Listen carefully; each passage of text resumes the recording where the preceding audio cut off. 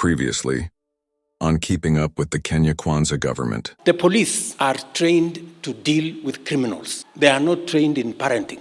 Are the Kenyan youths stepping their boundaries? Ask President Ruto and he'll tell you their growing defiance is spiraling out of control.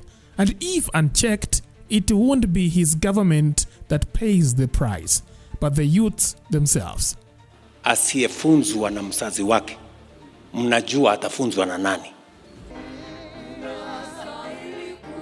Speaking during a church service in Machakos, the president sent a stern warning to parents, urging them to control their youths before they take to the streets. Parenting is a God-given responsibility. Don't abdicate your responsibility of parenting. Don't surrender it to the church or to the government.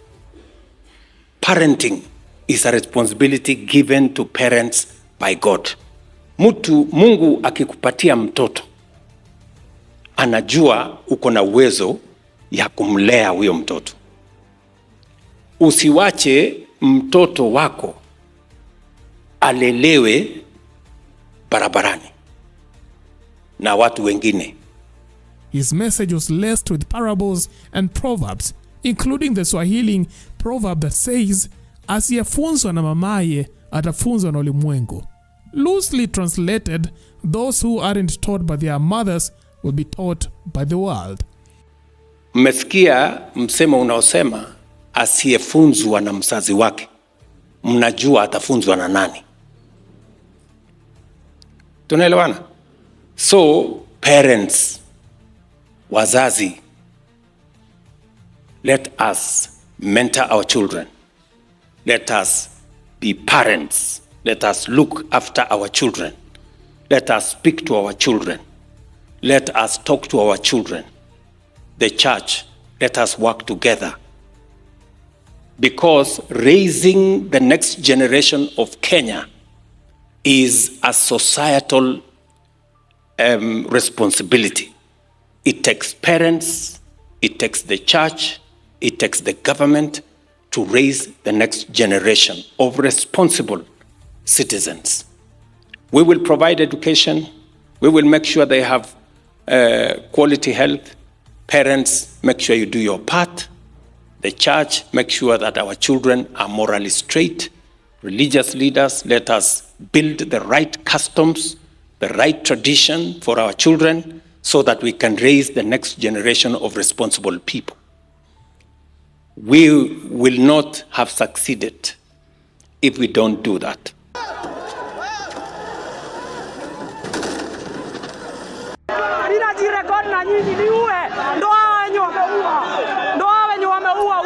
On the rising cases of police brutality during protest, Ruto didn't sugarcoat his stance.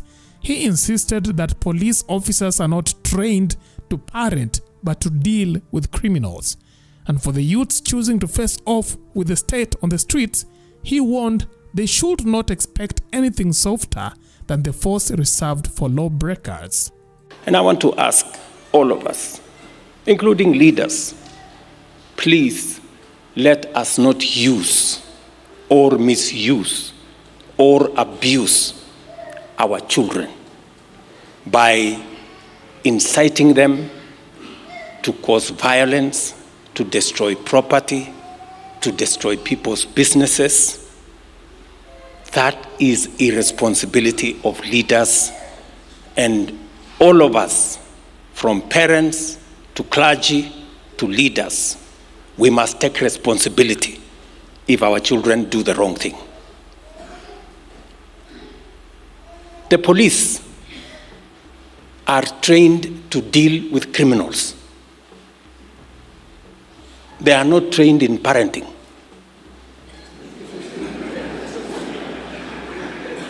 So, if you surrender your children to the police, what do you expect? Please. Every parent, including me, I take time to parent my children, and so must everybody. Sindio jameni? Yes. So, let us be responsible. Let us And I've told you, watoto wetu is the biggest asset we have. Their energy, their talent, their education is important for building Kenya going forward. And it is our collective responsibility to make sure that we guide them, we mentor them, provide the right education, provide the right mentorship, so that they can channel their energy, their expertise, their knowledge into growing our nation and making our nation better than we have it today. That's what we must do. Tumekisha kubaliana? Hiyo ndio barabara mimi naomba viongozi wote. You know? Viongozi wengine wanategemea ati fujo ikitokea ndio wataendelesha mambo yao ya siasa. Surely. You know? You have no plan for Kenya. You are waiting for chaos and violence so that you can become something. That will be the rock bottom of any form of leadership. Let us work together. Let us build a nation together.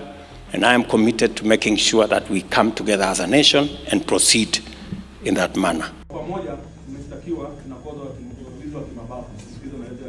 The president's remarks come amid heightened tensions following the recent Sabasaba protest, which marked the 35th anniversary of the 1990 pro-democracy movement. The government has launched a crackdown on the demonstrators, with many arrested and facing serious charges, including robbery with violence and terrorism.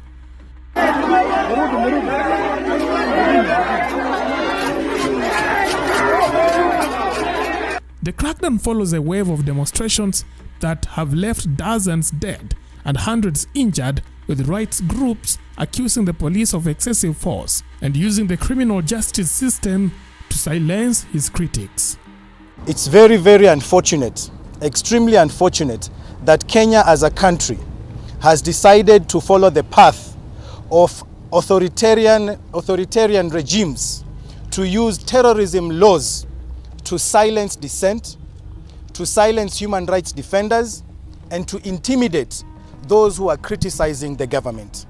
This is something as a country we will not accept. Human rights defenders, activists are not terrorists. Activists are here to defend the Constitution. Boniface is here to defend the Constitution. When we go for protests, it is a constitutional guarantee. And we want to assure the government that no amount of intimidation, no amount of threats will deter us from exercising our constitutional guarantees. And it is very unfortunate that every time the country seems to be on a path of peace and maybe even a process of trying to address the issues amicably, they always find something to disturb that peace and to call Kenyans to go out in the streets again. So we want to assure the government that we shall exercise our rights without fear, without intimidation. Yes. And these kinds of actions by the state are only fueling further anger by the public. Yes. Boniface Mwangi is not a terrorist. He has not been involved in any form of arson.